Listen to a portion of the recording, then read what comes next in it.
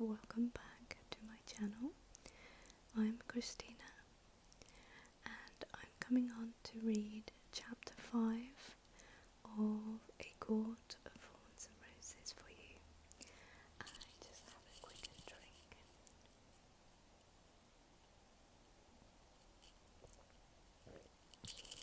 As you can see, I love cats.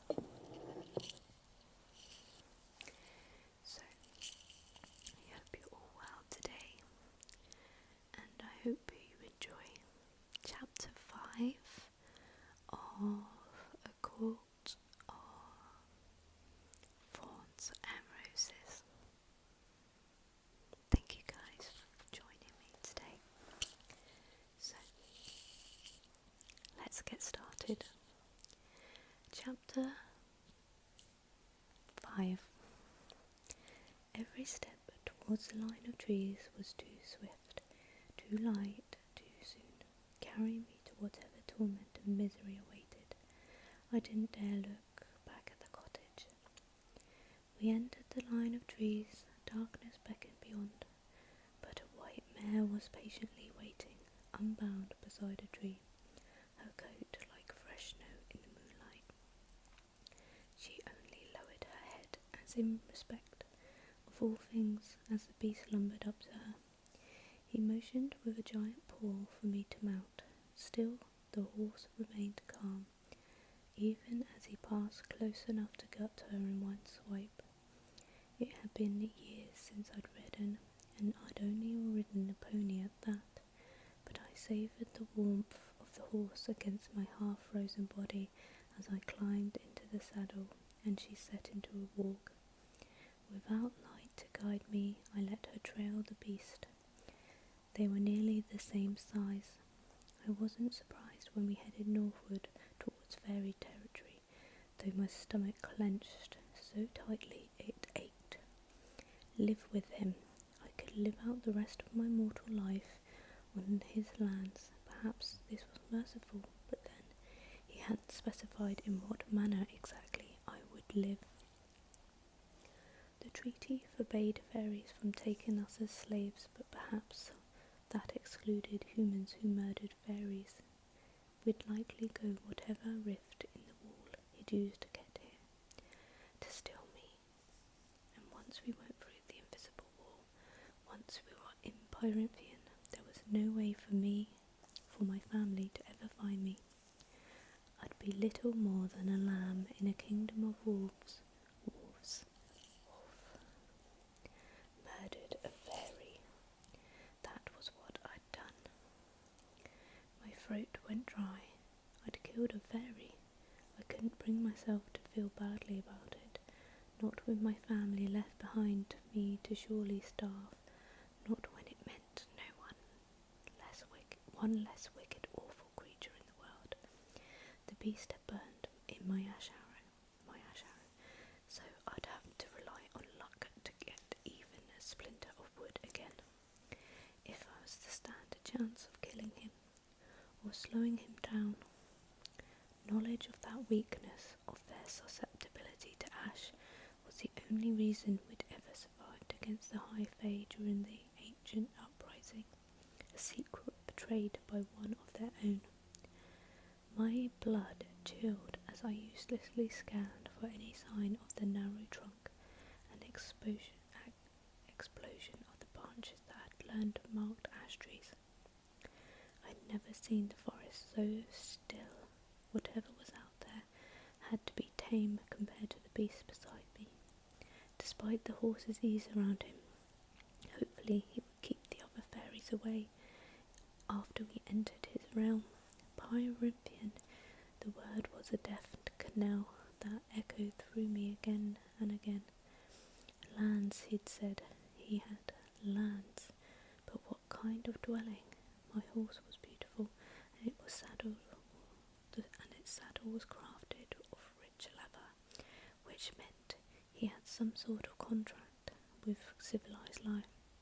I'd never heard the specifics of what the lives of fairies or high fae were like, never heard much about anything other than their deadly abilities and appetites. I clenched the reins in my hands from shaking. were few first-hand accounts of Pyrampian itself. The mortals who went over the wall, either willingly as tributes from the children of the blessed, or stolen, never came back. I'd learned most of the legends from villagers, though my father had occasionally offered up a milder tale or two on the nights he made an attempt to remember we existed. As far as we knew, the high fae still governed the northern parts of our world. From our enormous island over the narrow sea separating us from the massive continent, across depthless fjords and frozen wastelands and the sand-blasted desert, all the way to the great ocean on the other side. Some fairy territories were empires, some were overseen by kings and queens. Then there were places like Pyrampian, divided and ruled by 7 high lords, being of such unyielding power that legend claims they could level buildings, break apart armies and butcher you before you could blink. I didn't doubt it. No one had ever told me why humans chose to linger in our territory when so little space had been granted us, and we remained in such close proximity to Pyrampian. Fools, whatever humans had stayed here after the war, must have been suicidal fools to live so close. Even with the centuries-old treaty between the mortal and the fairy realms, there were rifts in the warded wall separating our lands, holes big enough for the lethal creatures to slip into our territory to amuse themselves with tormenting us.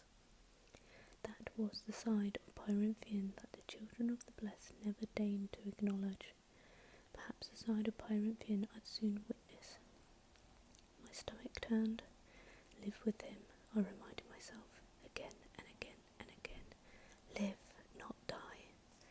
Though I supposed I could also live in a dungeon, he would likely lock me up and forget that I was there, forget that humans needed things like food and water and warmth.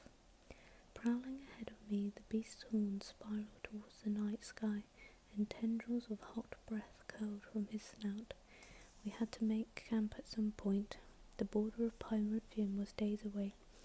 Once we had stopped, I would keep awake for the entirety of the night and never let him out of my sight.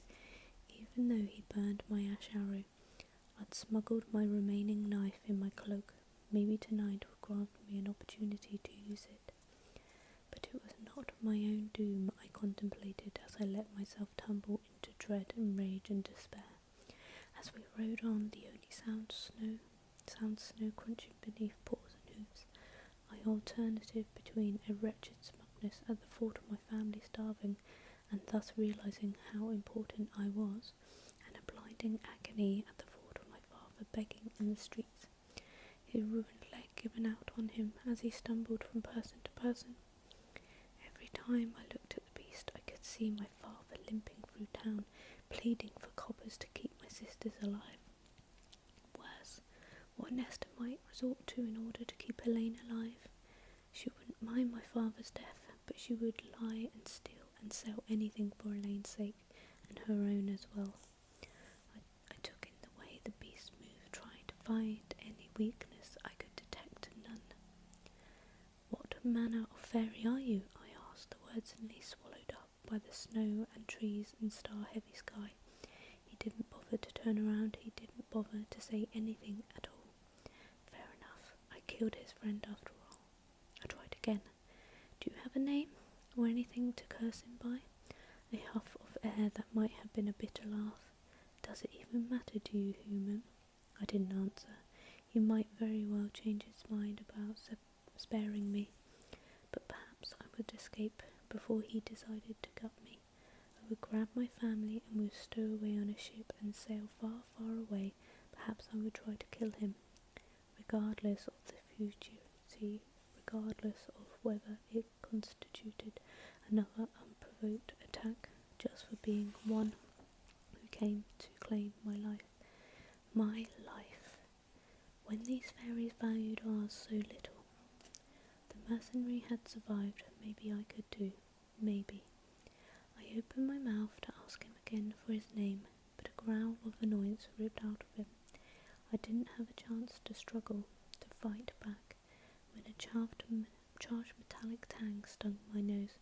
Exhaustion slammed down upon me, and blackness followed me whole. I woke with a jolt, atop the horse, secured by invisible bonds. The sun was already high. Magic, that's what the tang had been. What was keeping my limbs tucked in tight, preventing me from going for my knife. I recognised the power deep in my bones from some collective mortal memory and terror. How long had it been? Had it kept me unconscious? How long had he kept me unconscious, rather than having to speak to me? Gritting my teeth, I might have demanded answers from him, might have shouted where he lumbered ahead, heedless of me. But then chirping birds flitted past me, and a mild breeze kissed my face. I spied a head-boarded metal gate ahead, my prison or my salvation. I couldn't decide which. 2 days. It took 2 days from my cottage to reach the wall and enter the southernmost border of Pyramthian. Had I been held in an enchanted sleep for that long? Bastard. The gate swung open without porter or sentry, and the beast continued through. Whether I wanted to or not, my horse followed after him. So, that was quite a short chapter today, but it was great. I loved this part of the story where Feyre finally gets to Pyramthian.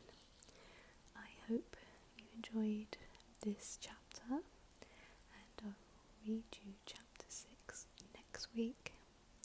Take care, guys,